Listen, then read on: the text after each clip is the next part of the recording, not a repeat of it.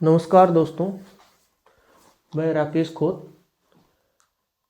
अपनी केमिस्ट्री पढ़ रहे हैं आरपीएससी स्कूल लेक्चरर के लिए और हमारा टॉपिक जनरल ऑर्गेनिक केमिस्ट्री हमने शुरू कर रखी है। और इसी कड़ी में आज हम कंटिन्यू कर रहे हैं। पीछे हमारी 3 क्लासें हो चुकी है। रिएजेंट्स के बारे में हमने कम्प्लीटली पढ़ लिया है, इलेक्ट्रोफाइल न्यूक्लियोफाइल के बारे में। और उसी में नेक्स्ट अपना जो टॉपिक है वो है रिएक्शन मैकेनिज्म के बारे में पढ़ेंगे आज। इससे पहले मैं आपसे रिक्वेस्ट करता हूं कि इस वीडियो को प्लीज़ शेयर, सब्सक्राइब, लाइक और कमेंट ज़रूर करें। तो आज हम रिएक्शन मैकेनिज्म के बारे में इसको आगे कंटिन्यू कर रहे हैं। तो रिएक्शन मैकेनिज्म्स में क्या हमें पढ़ना है, देखो भी रिएक्शन के अंदर क्या होता है कि रिएक्टेंट्स होते हैं, तो वो आपस में रिएक्शन करके पहले क्या बनाएंगे, ट्रांजिशन स्टेट या इंटरमीडिएट बनाते हैं। ये जो होती है ट्रांजिशन स्टेट और इंटरमीडिएट, ये हाईली अनस्टेबल होती है और ये आगे फाइनली प्रोडक्ट में कन्वर्ट हो जाती है। तो ये पूरी रिएक्शन हो रही है। इस रिएक्शन के दौरान कौन कौन से स्टेप्स हमें देखने को मिलते हैं, तो इसमें 4 स्टेप्स हमें देखने को मिलते हैं। सबसे पहले क्या मिलता है, इसमें इलेक्ट्रॉनिक डिस्प्लेसमेंट होता है, इलेक्ट्रॉन का विस्थापन होता है। सेकंड नंबर इसमें हमें देखने को मिलता है बॉन्ड क्लीवेज। उसके बाद में बॉन्ड जो है, बंध जो है वो टूटेगा, बॉन्ड का क्लीवेज होगा। तीसरी स्टेप जो आती है इसमें वो आती है इंटरमीडिएट। तो इसमें इंटरमीडिएट के बारे में हम पढ़ेंगे, कौन कौन से इंटरमीडिएट बनते हैं, क्या क्या है। उसके बाद में देखो भी टाइप ऑफ मैकेनिज्म, मतलब कौन सी मैकेनिज्म यहाँ पे फॉलो हो रही है। तो ये 4 स्टेप्स हैं, इनको हम एक एक करके कंटिन्यू पढ़ेंगे। आज हम शुरू कर रहे हैं। सबसे पहली स्टेप जो अपनी वो क्या है, इलेक्ट्रॉनिक डिस्प्लेसमेंट के बारे में पढ़ेंगे। इलेक्ट्रॉनिक डिस्प्लेसमेंट में तो सबसे पहले देखें इलेक्ट्रॉनिक डिस्प्लेसमेंट जो होता है ये 2 प्रकार का होता है, 2 टाइप्स। सबसे पहले इसमें एक तो होता है परमानेंट डिस्प्लेसमेंट और दूसरा आता है इसमें टेम्परेरी डिस्प्लेसमेंट।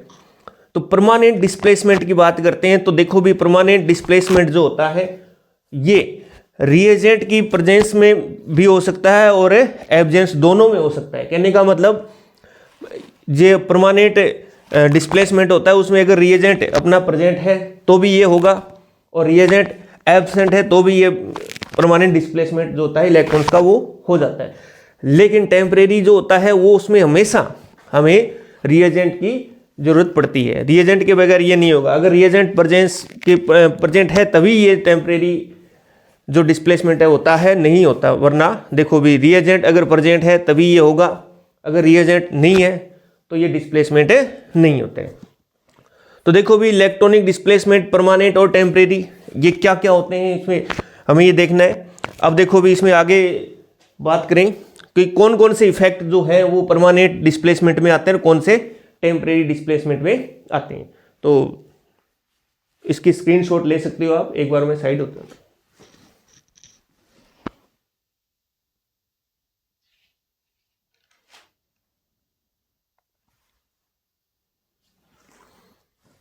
देखो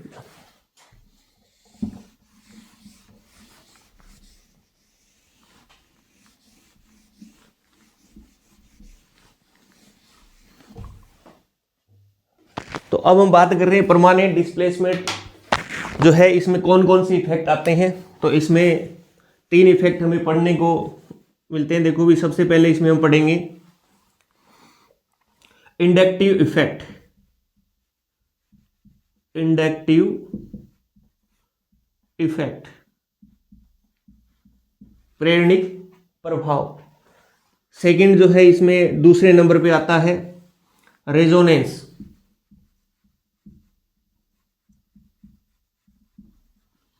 अनुनाद। तीसरा इफेक्ट इसमें हम पढ़ते हैं hyper conjugation, hyper conjugation, Hindi में इसको बोलते हैं अति संयुग्मन। तो ये 3 इफेक्ट हैं जो कि परमानेंट डिस्प्लेसमेंट के अंदर हम इनको स्टडी करते हैं।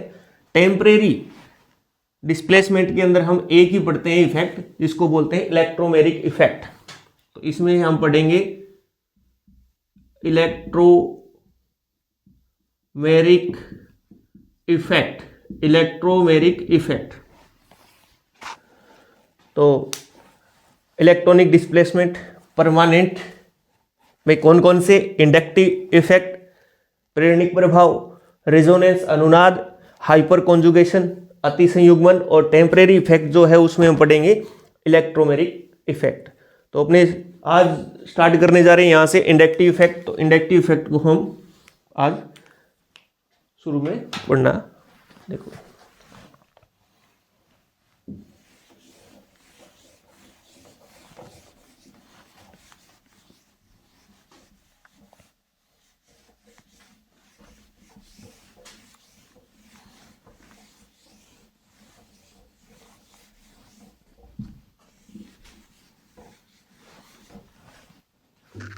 तो सबसे पहले देखो भाई इंडक्टिव इफेक्ट के बारे में हम स्टार्ट कर रहे हैं अपना टॉपिक। आज यहां से मेन टॉपिक हमारा शुरू हो रहा है इंडक्टिव इफेक्ट।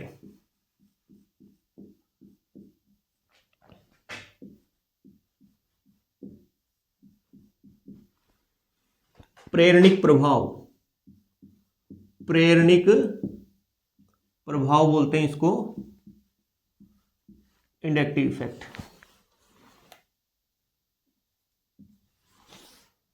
प्रेरणिक प्रभाव में क्या होता है, ये प्रभाव किस लिए उत्पन्न होता है, वो चीजें हम देखते हैं अभी।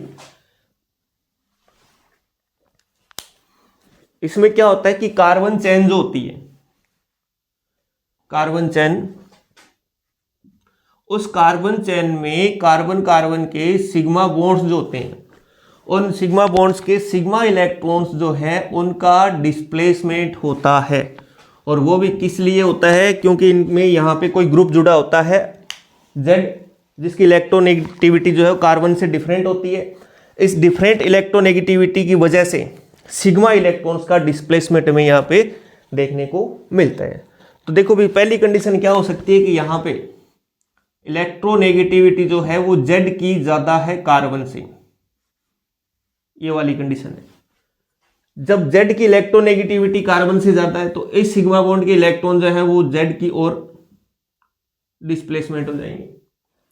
इसकी वजह से Z जो होता है, ग्रुप जो होता है, जो भी ग्रुप है उसके ऊपर पार्शियली नेगेटिव चार्ज आ जाएगा। इस कार्बन के ऊपर पार्शियली पॉजिटिव चार्ज आ जाता है। फिर क्या होता है, इस पार्शियली पॉजिटिव चार्ज की वजह से इस बॉन्ड के इलेक्ट्रॉन, सिग्मा इलेक्ट्रॉन जो है वो इधर डिस्प्लेस हो जाएंगे, जिसकी वजह से इस कार्बन पे भी पॉजिटिव चार्ज आ जाएगा। अब इस बॉन्ड के सिग्मा इलेक्ट्रॉन जो है वो इस कार्बन की ओर डिस्प्लेस होंगे, जिसकी वजह से इस पे पार्शियली पॉजिटिव चार्ज आ जाएगा। और फिर इस बॉन्ड के इलेक्ट्रॉन भी इधर शिफ्ट हो जाएंगे, डिस्प्लेस हो जाएंगे, तो इस पे भी क्या आ जाएगा, पार्शियली पॉजिटिव चार्ज आ जाएगा। तो कुल मिला के यहाँ पे हमें क्या देखने को मिल रहा है कि कार्बन और इस ग्रुप के इलेक्ट्रोनेगेटिविटी में डिफरेंस होने की वजह से सिग्मा इलेक्ट्रॉन्स जो रहते हैं वो डिस्प्लेस हो जाते हैं, उनका डिस्प्लेसमेंट हो जाता है Z की तरफ। तो ये प्रभाव जो है, इंडक्टिव इफेक्ट जो है वो इस तरह से हमें देखने को मिल रहा है। इलेक्ट्रॉन धीरे धीरे इस साइड में विस्थापित हो रहे हैं। इसी प्रकार देखो भी दूसरा केस क्या होता है यहाँ पे कि अगर इस Z की इलेक्ट्रोनेगेटिविटी कार्बन से कम हो, इलेक्ट्रोनेगेटिविटी है वो Z की इस बार कम है, तो कम होने की वजह से क्या होगा, ये सिग्मा बॉन्ड के इलेक्ट्रॉन जो है कार्बन की ओर विस्थापित हो जाएंगे। इसकी वजह से इस Z ग्रुप पे पार्शियली पॉजिटिव चार्ज आ जाएगा और ये कार्बन जो है पार्शियली नेगेटिव हो जाएगा।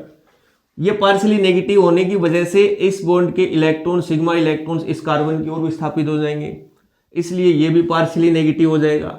इस बॉन्ड के सिग्मा इलेक्ट्रॉन इधर डिस्प्लेस हो जाएंगे, तो ये भी पार्शियली नेगेटिव हो जाएगा और इसी प्रकार ये भी पार्शियली नेगेटिव हो जाएगा।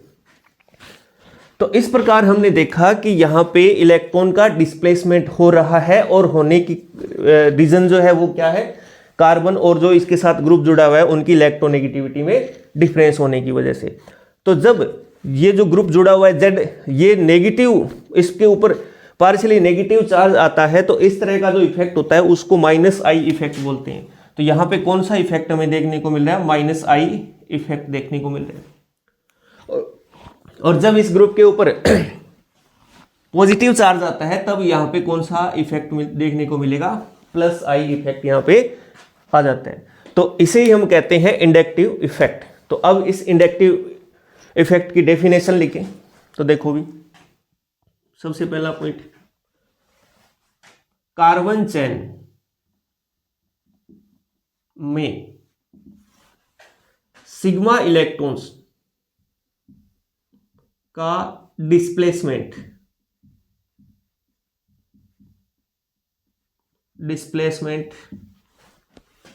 डिफरेंट इलेक्ट्रोनेगेटिविटी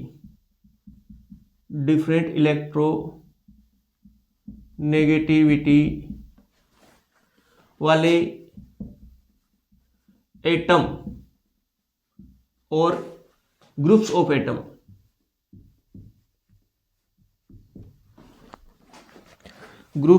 एटम के कारण हो जाता है जिसे प्रेरणिक प्रभाव या इंडक्टिव इफेक्ट कहते हैं। तो ये इसकी डेफिनेशन होगी हमारी कि कार्बन चेन में ये जो सिग्मा इलेक्ट्रॉन्स है इनका डिस्प्लेसमेंट हो रहा है, और वो भी किस वजह से हो रहा है, डिफरेंट इलेक्ट्रोनेगेटिव वाले एटम या ग्रुप्स ऑफ एटम की वजह से। तो इस इफेक्ट को इंडक्टिव इफेक्ट कहते हैं। दूसरा पॉइंट हम लिखें तो ये इंडक्टिव इफेक्ट उत्पन्न होने का कारण यहाँ पे क्या है, इलेक्ट्रोनेगेटिविटी में डिफरेंस होना। तो लिखेंगे इंडक्टिव इफेक्ट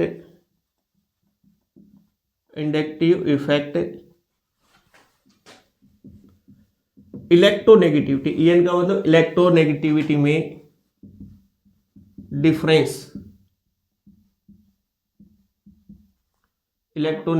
में डिफरेंस के कारण उत्पन्न होता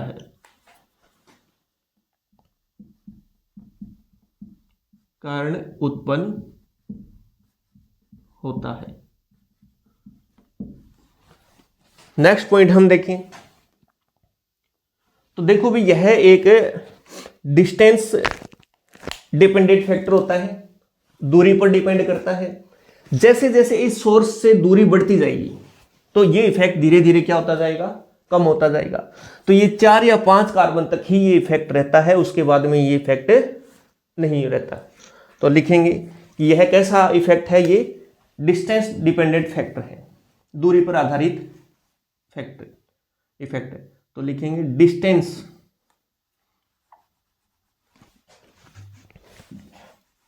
तो यहां पे लिखेंगे यह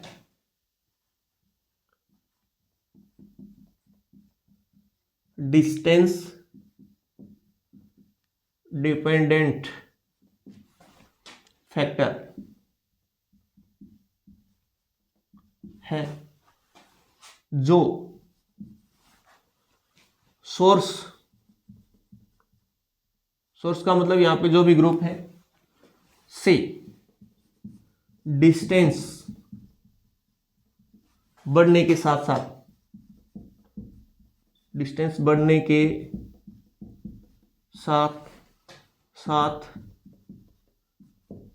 कम हो जाता है, जो डिस्टेंस बढ़ने के साथ साथ कम हो जाता है।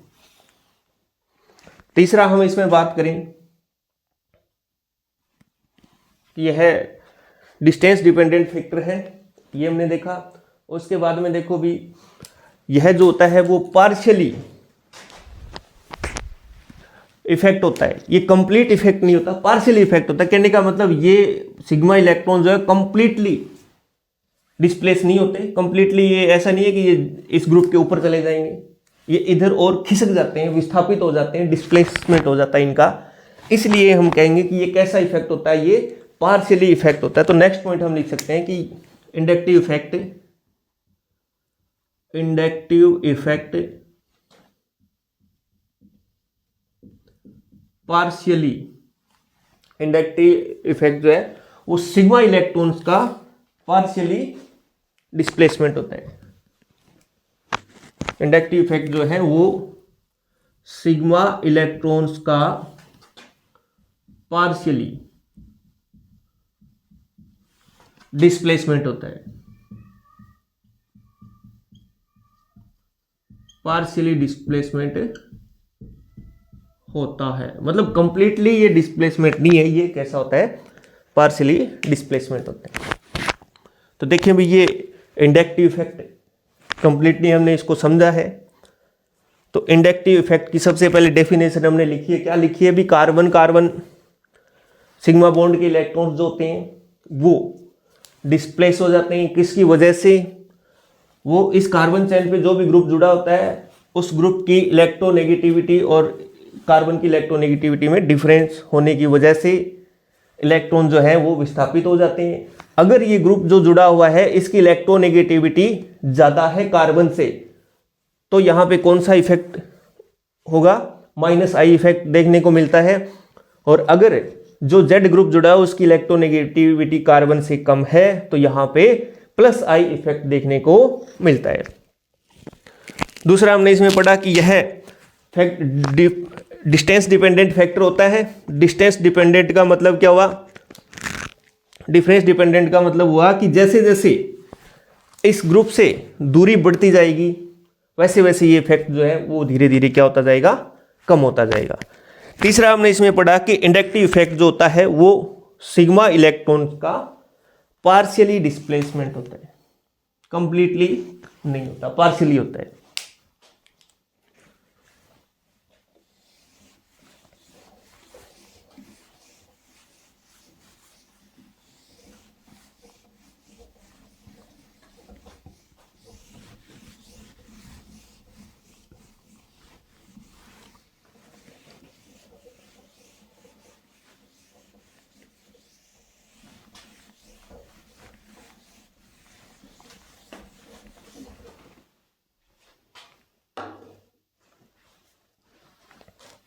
तो देखो भी इंडक्टिव इफेक्ट IE ये किस पे डिपेंड करता है, ये इलेक्ट्रोनेगेटिविटी में डिफरेंस पे या चेंज पे डिपेंड करता है। तो IE जो है वो डिपेंड करता है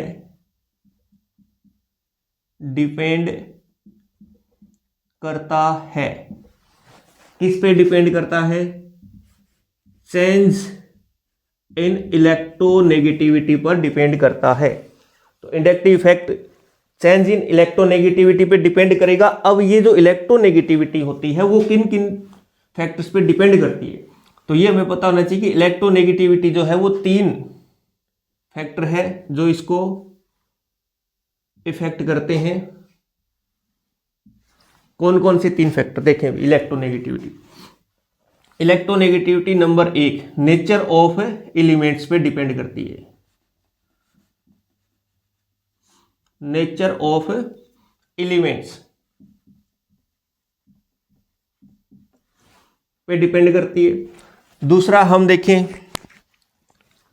तो ये किस पे डिपेंड करेगी, बॉन्ड एंगल पर डिपेंड करती है। तो नेचर ऑफ एलिमेंट्स पे डिपेंड करती है।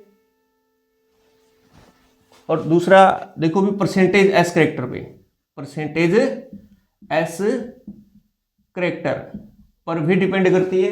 और तीसरा ये डिपेंड करती है इलेक्ट्रोनेगेटिविटी साइज ऑफ रिंग पर डिपेंड करेगी।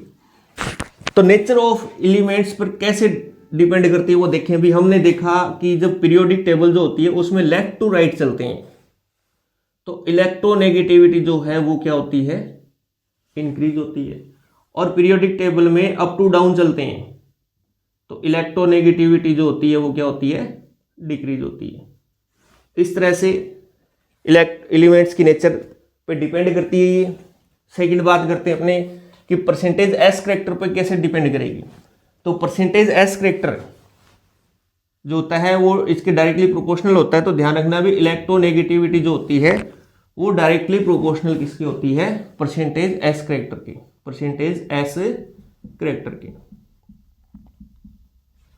तो कहने का मतलब इलेक्ट्रोनेगेटिविटी परसेंटेज एस करेक्टर बढ़ेंगे तो इलेक्ट्रोनेगेटिविटी जो है वो भी क्या हो जाएगी, बढ़ जाएगी। तो percentage S character percentage S character बढ़ेंगे तो इलेक्ट्रोनेगेटिविटी भी बढ़े जाएगी, इंक्रीज, तो इलेक्ट्रोनेगेटिविटी भी इंक्रीज हो जाएगी। साइज ऑफ रिंग, तो इलेक्ट्रोनेगेटिविटी जो है, ध्यान रखना, इलेक्ट्रोनेगेटिविटी साइज ऑफ रिंग के इनवर्सली प्रोपोर्शनल होती है भी, साइज ऑफ रिंग। तो कहने का मतलब अगर साइज ऑफ रिंग इंक्रीज होता है, साइज ऑफ रिंग इंक्रीज होता है तो इलेक्ट्रोनेगेटिविटी जो है अपनी वो क्या हो जाएगी, डिक्रीज हो जाएगी। तो ये तीन फैक्टर जो है वो इलेक्ट्रोनेगेटिविटी को प्रभावित करते हैं। Nature of elements, periodic table, left to right जाएंगे तो इलेक्ट्रोनेगेटिविटी इंक्रीज होती है, अप टू डाउन चलते हैं तो इलेक्ट्रोनेगेटिविटी डिक्रीज होती है। परसेंटेज एस करैक्टर की बात करें तो इलेक्ट्रोनेगेटिविटी और परसेंटेज एस करैक्टर जो होते हैं वो एक दूसरे के डायरेक्टली प्रोपोर्शनल होते हैं। तो एक बढ़ेगा तो दूसरा बढ़ेगा। साइज ऑफ रिंग की बात करें तो इलेक्ट्रोनेगेटिविटी साइज ऑफ रिंग के इनवर्सली प्रोपोर्शनल होगी। साइज अगर बढ़ेगा तो इलेक्ट्रोनेगेटिविटी डिक्रीज हो जाती है। तो अब हम बात करेंगे यहाँ पे परसेंटेज एस करैक्टर, कैसे इसको, मतलब इस परसेंटेज एस करैक्टर को कौन कौन से बातें इफेक्ट करती हैं वो चीजें हम देखते हैं।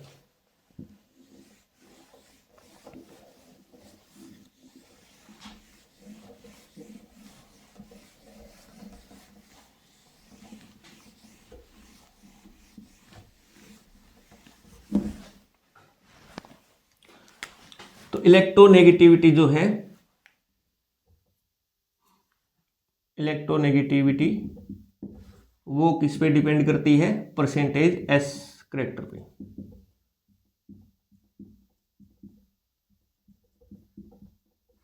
Percentage S character.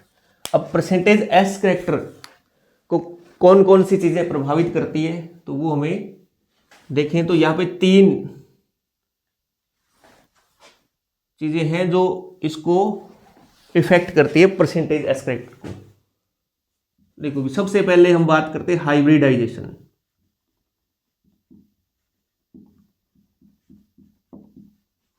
उसके बाद में हम बात करेंगे बॉन्ड एंगल, बॉन्ड एंगल, और तीसरी जो है वो है इसमें oxidation state, oxidation state, oxidation state. Hybridization की बात करते हैं तो देखो भी sp3, sp2 और sp, तो इनमें हम परसेंटेज एस करैक्टर की बात करें, परसेंटेज एस करैक्टर, तो देखो भी sp में 50% एस करैक्टर होता है, sp2 में 33.33 और sp3 में क्या होता है 25% होते हैं। तो सबसे ज्यादा एस करैक्टर जो होते हैं वो sp हाइब्रिडाइजेशन में होते हैं। तो हम देखेंगे भी लेफ्ट टू राइट जाएं तो लेफ्ट टू राइट चल रहे हैं यहाँ पे, तो क्या बढ़ रहा है यहाँ पे, परसेंटेज एस करैक्टर इंक्रीज हो रहे हैं, और परसेंटेज एस करैक्टर इंक्रीज हो रहे हैं तो सीधी सी बात है इलेक्ट्रोनेगेटिविटी भी क्या हो रही है अपनी, इंक्रीज हो रही है। तो इस तरह से हाइब्रिडाइजेशन जो होता है उसमें परसेंटेज एस करैक्टर जो होता है सबसे ज्यादा sp में, फिर sp2 में, और सबसे कम किस में, sp3 में। तो इस प्रकार हमने देखा कि sp3 से sp तक जाएंगे अपने, तो परसेंटेज एस करैक्टर इंक्रीज हो रहे हैं और सीधी सी बात है इलेक्ट्रोनेगेटिविटी भी इंक्रीज हो जाएगी। उसके बाद में बात करें बॉन्ड एंगल की, बॉन्ड एंगल, तो देखो भी परसेंटेज एस करैक्टर जो होते हैं वो बॉन्ड एंगल के डायरेक्टली प्रोपोर्शनल होते हैं। परसेंटेज एस करैक्टर वो डायरेक्टली प्रोपोर्शनल किसके हो जाएंगे, बॉन्ड एंगल के। तो सीधी सी बात है इलेक्ट्रोनेगेटिविटी भी किसके डायरेक्टली प्रोपोर्शनल हो जाएंगे, बॉन्ड एंगल के। तो इसका मतलब अगर हमारा बॉन्ड एंगल इंक्रीज हो रहा है तो इलेक्ट्रोनेगेटिविटी भी इंक्रीज हो जाएगी। ऑक्सीडेशन स्टेट, तो ऑक्सीडेशन स्टेट जो होते हैं वो परसेंटेज एस करेक्टर अगर इंक्रीज होगा तो ऑक्सीडेशन स्टेट भी इंक्रीज हो जाती है। ये बात हमें ध्यान में रखना है। इसका मतलब ये हुआ कि अगर ऑक्सीडेशन स्टेट इंक्रीज हो रही है तो इलेक्ट्रोनेगेटिविटी भी इंक्रीज हो जाती है। इसका एक एग्जांपल देखते हैं, जैसे कि अपने पास ये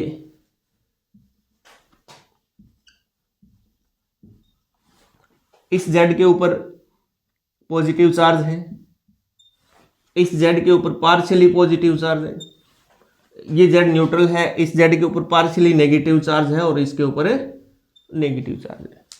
तो इस तरह से हमें यहां पे पता चला है कि लेफ्ट से राइट चलते हैं तो लेफ्ट से राइट जाने पर यहां पे ऑक्सीडेशन स्टेट जो है वो क्या होती जा रही है, डिक्रीज होती जा रही है। ऑक्सीडेशन स्टेट डिक्रीज होती जा रही है और ऑक्सीडेशन स्टेट डिक्रीज होगी तो इलेक्ट्रोनेगेटिविटी भी डिक्रीज हो जाएगी। इसका मतलब सबसे ज्यादा इलेक्ट्रोनेगेटिविटी का जो ऑर्डर रहेगा वो ये रहेगा, सबसे ज्यादा इसकी रहेगी और सबसे कम ये ऑर्डर रहेगा। तो इस प्रकार हमने देखा अभी इंडक्टिव इफेक्ट जो है वो इलेक्ट्रोनेगेटिविटी पे डिपेंड कर रहे हैं और इलेक्ट्रोनेगेटिविटी परसेंटेज एस करेक्टर पे डिपेंड करती है। परसेंटेज एस करेक्टर जो है वो हाइब्रिडाइजेशन, बॉन्ड एंगल और ऑक्सीडेशन स्टेट पे डिपेंड करता है। कैसे करता है देखिए, भी हाइब्रिडाइजेशन के बारे में हमने देखा, sp3 से sp तक जाएंगे, परसेंटेज एस करेक्टर इंक्रीज होंगे, इलेक्ट्रोनेगेटिविटी इंक्रीज होती है। बॉन्ड एंगल की बात करें तो bond angle percentage S character बढ़ेंगे तो बॉन्ड एंगल बढ़ेगा और बॉन्ड एंगल बढ़ेगा तो इलेक्ट्रोनेगेटिविटी भी बढ़ जाएगी। ऑक्सीडेशन स्टेट की बात करें तो परसेंटेज एक्स करेक्टर जो है ऑक्सीडेशन स्टेट बढ़ने के साथ साथ बढ़ते हैं और ऑक्सीडेशन स्टेट बढ़ेगी तो परसेंटेज एस करेक्टर भी बढ़ेंगे और इलेक्ट्रोनेगेटिविटी भी बढ़ जाएगी। तो इस तरह से हमने देखा। कुछ एक एग्जांपल देखते हैं, हमें उनसे पता चलेगा भी कैसे क्या।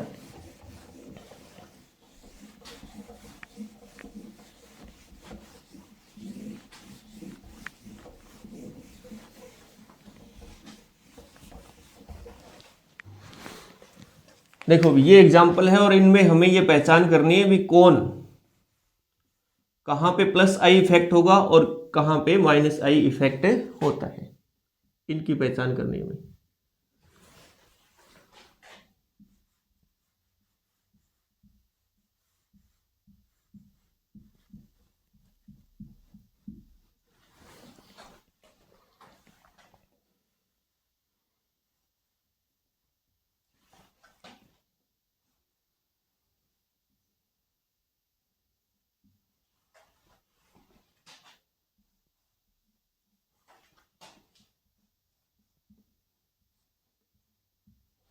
ये 4 एग्जाम्पल है, इनमें हमें ये देखना है भी कौन सा भाग इसमें प्लस आई इफेक्ट शो करेगा और कौन सा भाग माइनस आई इफेक्ट शो करेगा।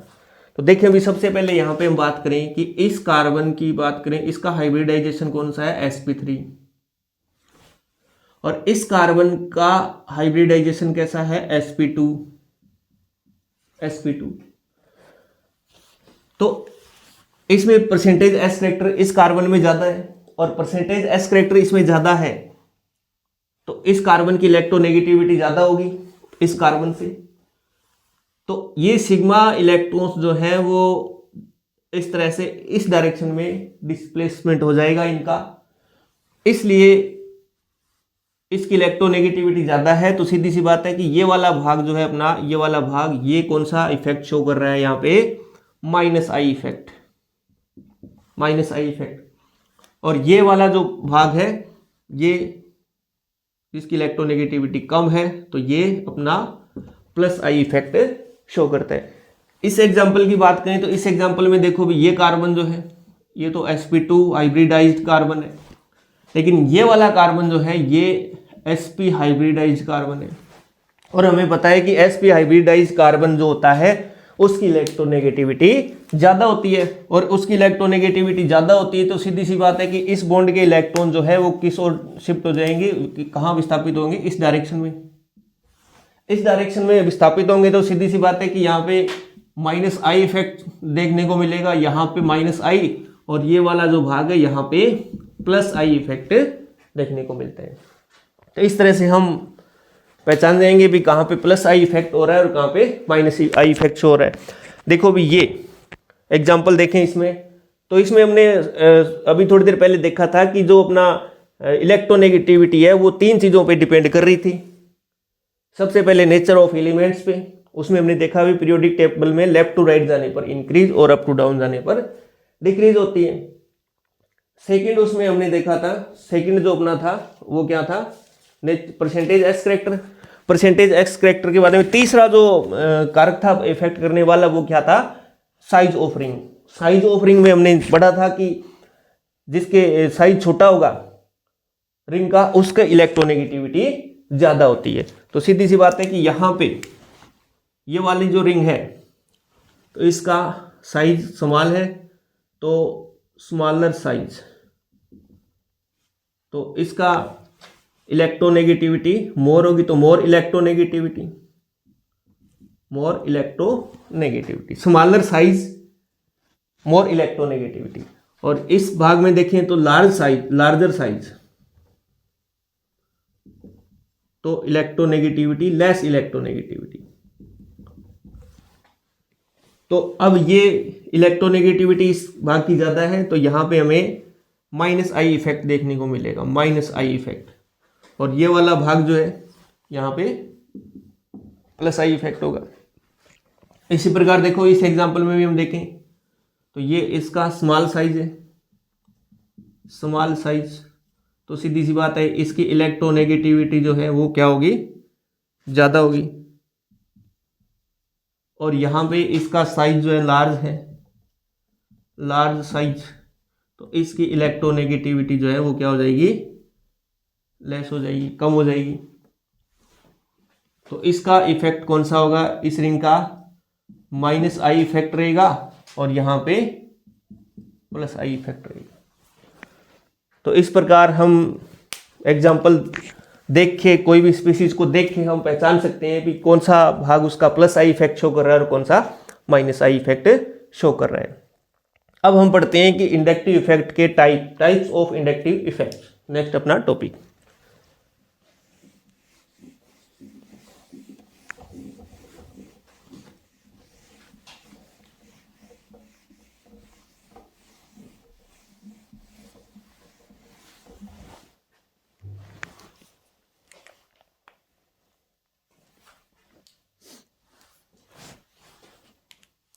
Type of inductive effect.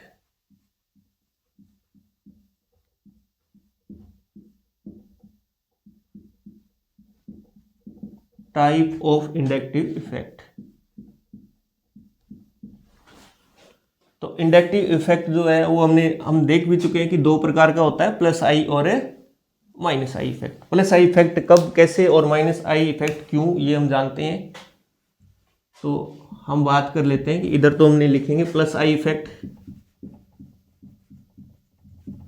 और सेकंड यहां पे लिखेंगे minus I effect. Minus I effect, plus I effect में हम जानते हैं कि प्लस आई इफेक्ट कब शो होता है, जब जो ग्रुप जुड़ा हुआ है जेड उसकी इलेक्ट्रोनेगेटिविटी जो होती है वो क्या होती है, कार्बन से कम होती है। तो इलेक्ट्रोनेगेटिविटी जो है वो कार्बन से कम होगी, किसकी, जो ग्रुप जुड़ा हुआ है। तो इसमें फिर इलेक्ट्रॉन, सिग्मा इलेक्ट्रॉन्स जो होते हैं उनका डिस्प्लेसमेंट जो होता है वो इस ग्रुप से कार्बन की तरफ हो जाता है, यहां ऐसे। तो इस ग्रुप के ऊपर तो पार्शियली पॉजिटिव चार्ज आ जाएगा और इस कार्बन के ऊपर पार्शियली नेगेटिव। तो इस बॉन्ड के इलेक्ट्रॉन जो सिग्मा इलेक्ट्रॉन्स है फिर वो इस कार्बन की ओर डिस्प्लेसमेंट हो जाएगा, उनका विस्थापित हो जाएंगे, तो इसके ये भी पार्शियली नेगेटिव हो जाएगा।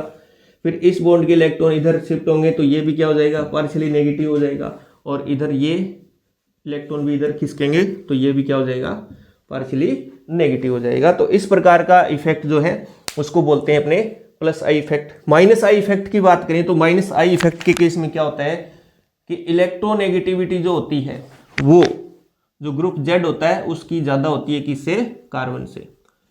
तब हमारा प्लस माइनस आई इफेक्ट देखने को मिलता है। तो माइनस आई इफेक्ट में ग्रुप की इलेक्ट्रोनेगेटिविटी ज़्यादा होने की वजह से इस बॉन्ड के इलेक्ट्रॉन जो होते हैं वो इधर विस्थापित हो जाएंगे। तो ग्रुप के ऊपर ग्रुप जो है पार्शियली नेगेटिव हो जाएगा और ये कार्बन पे पार्शियली पॉजिटिव चार्ज आ जाएगा। फिर इस बॉन्ड की सिग्मा इलेक्ट्रॉन्स जो है वो इस कार्बन की ओर विस्थापित होंगे, तो इसके ऊपर पार्शियली पॉजिटिव, ये इधर इनका इधर डिस्प्लेसमेंट हो जाएगा तो इसके ऊपर पार्शियली पॉजिटिव, और इस इलेक्ट्रॉन ये इधर खिसक जाएंगे तो ये भी पार्शियली पॉजिटिव हो जाएंगे। तो देखो भी इस डायरेक्शन में चलने पर, राइट टू लेफ्ट चलने पर क्या हो रहा है, यहाँ पे डिस्टेंस फ्रॉम जेड इंक्रीज हो रही है। तो डिस्टेंस फ्रॉम जेड इंक्रीज, जब डिस्टेंस इंक्रीज हो रही है तो सीधी सी बात है इंडक्टिव इफेक्ट जो है वो क्या हो रहा है, डिक्रीज। इंडक्टिव इफेक्ट जो है वो डिक्रीज हो रहा है। इसी प्रकार इसमें भी सेम यही कंडीशन हमें देखने को मिल रही है। राइट टू लेफ्ट चल रहे हैं तो डिस्टेंस जो है वो क्या हो रही है, इंक्रीज हो रही है। तो डिस्टेंस फ्रॉम जेड जो है वो हमारा इंक्रीज हो रहा है। तो इंडक्टिव इफेक्ट जो है वो क्या हो जाएगा, डिक्रीज हो जाएगा। इंडक्टिव इफेक्ट डिक्रीज हो रहा है। तो इस प्रकार हमने देखा कि इंडक्टिव इफेक्ट के टाइप्स की जब बात आती है तो प्लस आई इफेक्ट और माइनस आई इफेक्ट। अब हम एक एक करके शुरुआत करते हैं। सबसे पहले प्लस आई इफेक्ट से, कौन कौन सी स्पीसीज जो है वो प्लस आई इफेक्ट को शो करती हैं और क्या क्या कंडीशन है, तो उनको हमें देखते हैं। तो सबसे पहले प्लस आई इफेक्ट।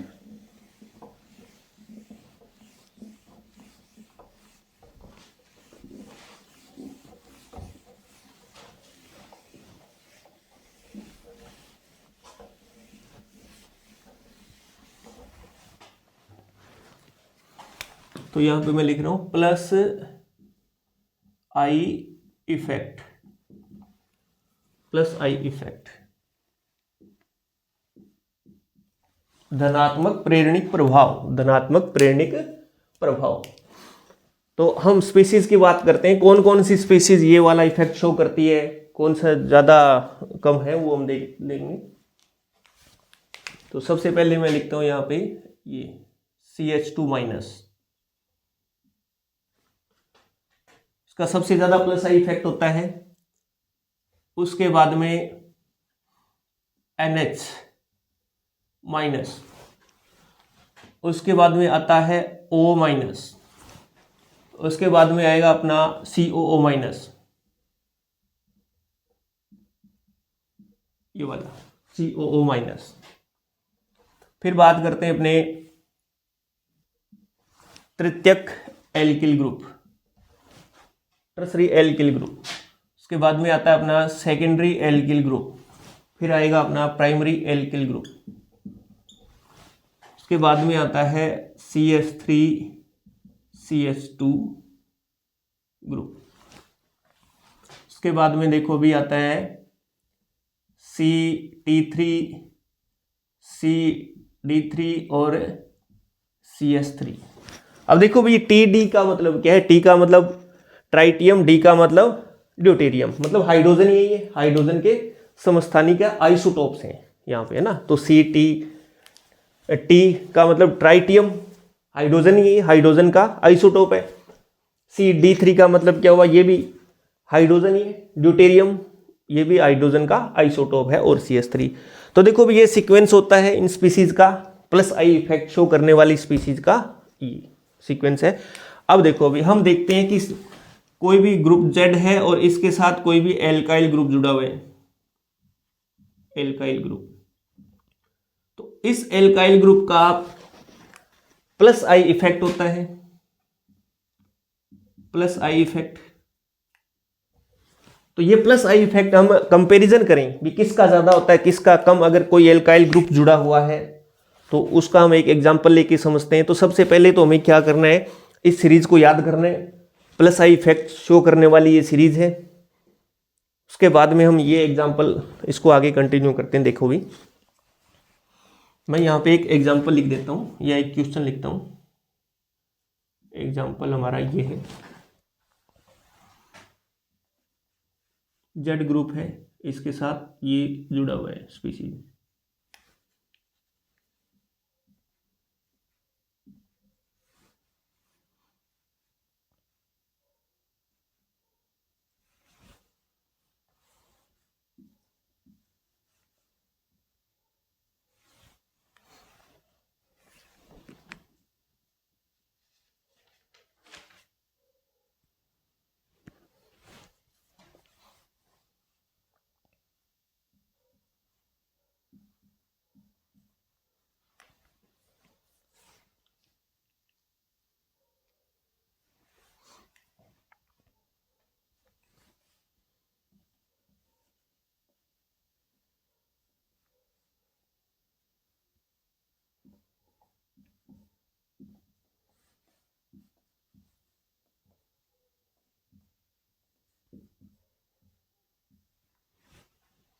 इस तरह से ये 4 स्पीसीज मैंने लिखी।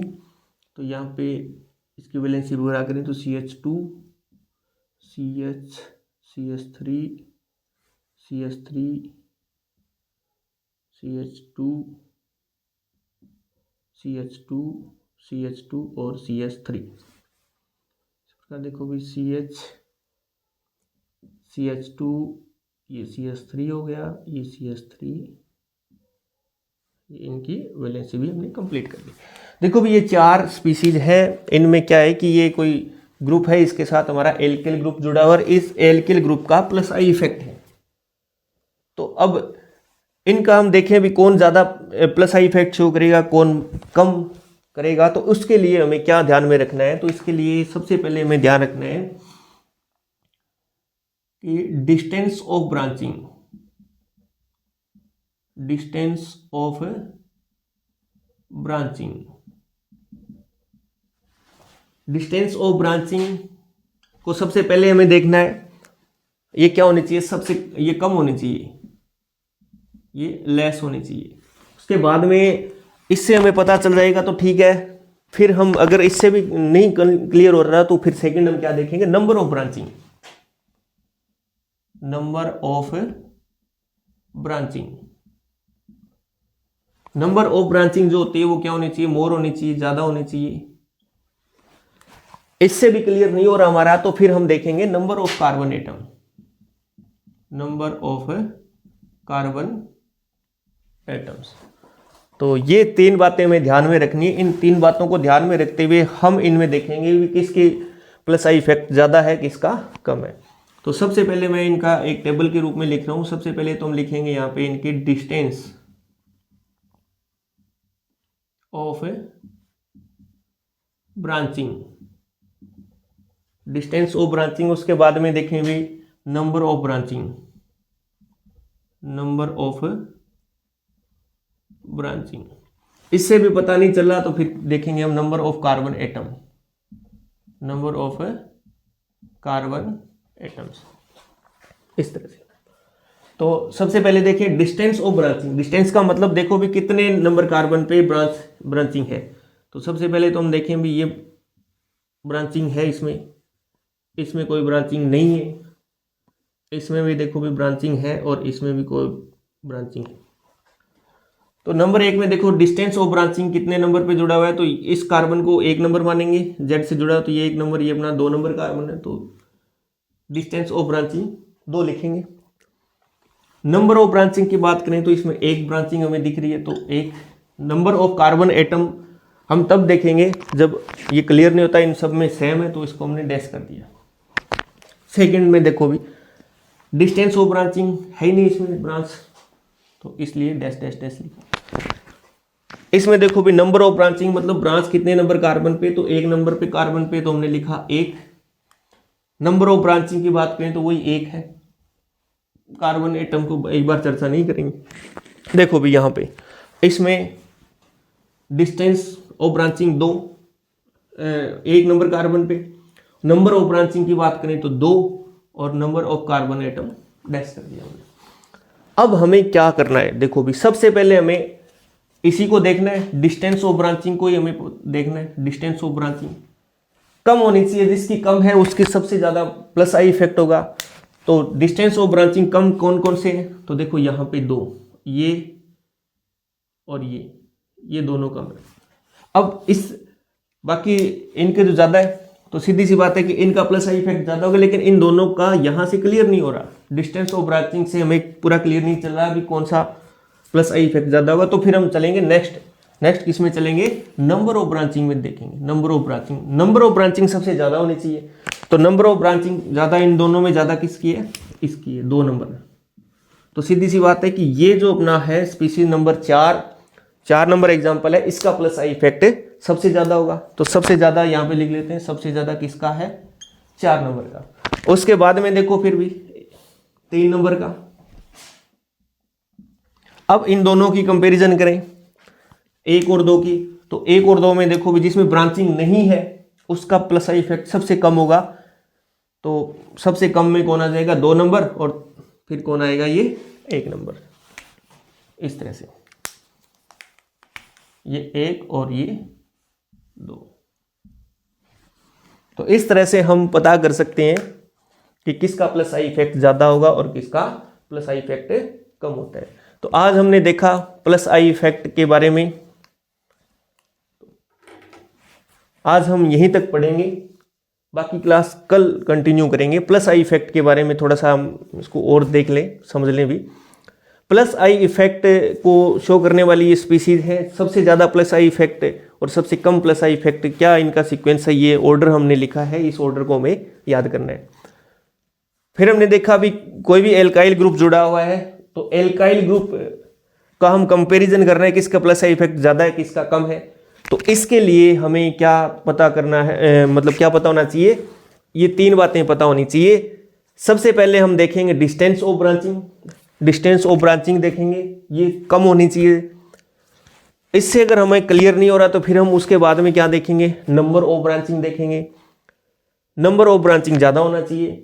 जब इन दोनों चीज़ों से भी क्लियर नहीं हो रहा तो फिर हम 3 नंबर पे पहुंचेंगे। 3 नंबर कौन सा हमारा, नंबर ऑफ कार्बन एटम। इसी सीक्वेंस में हमें देखना, इनको ऐसा नहीं करना कि पहले हम नंबर ऑफ ब्रांचिंग को देखेंगे, ठीक है। तो डिस्टेंस ऑफ ब्रांचिंग को देखेंगे। एक एग्जाम्पल हमने लिखा है, ये एल्काइल ग्रुप यहाँ पे जुड़ा हुआ है। तो इस एल्काइल ग्रुप में सबसे पहले हमने क्या देखना, ये 4 एग्जाम्पल हमने लिखे। इन 4 एग्जाम्पल में सबसे पहले हम क्या देखेंगे, डिस्टेंस ऑफ ब्रांचिंग। तो ब्रांचिंग का हमें पता चल जाएगा, अब इसमें ब्रांचिंग है नहीं, इन तीनों में ब्रांचिंग है। तो हमने 1 नंबर एग्जाम्पल में देखा कि जो ब्रांच है वो कितने नंबर कार्बन पे जुड़ी हुई है, तो 1 और 2। तो यहाँ पे हमने लिखा 2, यहाँ पे कोई ब्रांचिंग है नहीं। इसी तरह देखो भी यहाँ पे ब्रांच जो है वो कितने नंबर पे जुड़ी हुई है, 1 नंबर कार्बन पे, और यहाँ पर भी 1 नंबर कार्बन पे। फिर हमने देखा नंबर ऑफ ब्रांचिंग। तो नंबर ऑफ ब्रांचिंग इसमें 1 है, इसमें है नहीं, इसमें भी 1 है, और इसमें कितनी है, 2 है। अब देखते हैं भी प्लस आई इफेक्ट किसका ज़्यादा होना चाहिए। तो जिसकी डिस्टेंस जो है वो कम होगी उसका प्लस आई इफेक्ट ज़्यादा होगा। लेकिन यहाँ पे तो 2 एग्जाम्पल जो अपने लास्ट वाले 2 हैं, इन दोनों की सबसे कम है, 1 पे जुड़े हुए ब्रांच। तो इससे क्लियर नहीं हो रहा, तो फिर हम आगे चलेंगे नंबर ऑफ ब्रांचिंग में। तो इन दोनों में देखा भी नंबर ऑफ ब्रांचिंग सबसे ज़्यादा किसकी है, 2 इसकी है। तो इसका प्लस आई इफेक्ट सबसे ज़्यादा हो जाएगा, और सेकेंड नंबर पे इसका आएगा। फिर देखें अपने इन दोनों की बात करें तो इन दोनों में इसका प्लस आई इफेक्ट सबसे कम होता है, क्योंकि इसमें ब्रांचिंग है नहीं।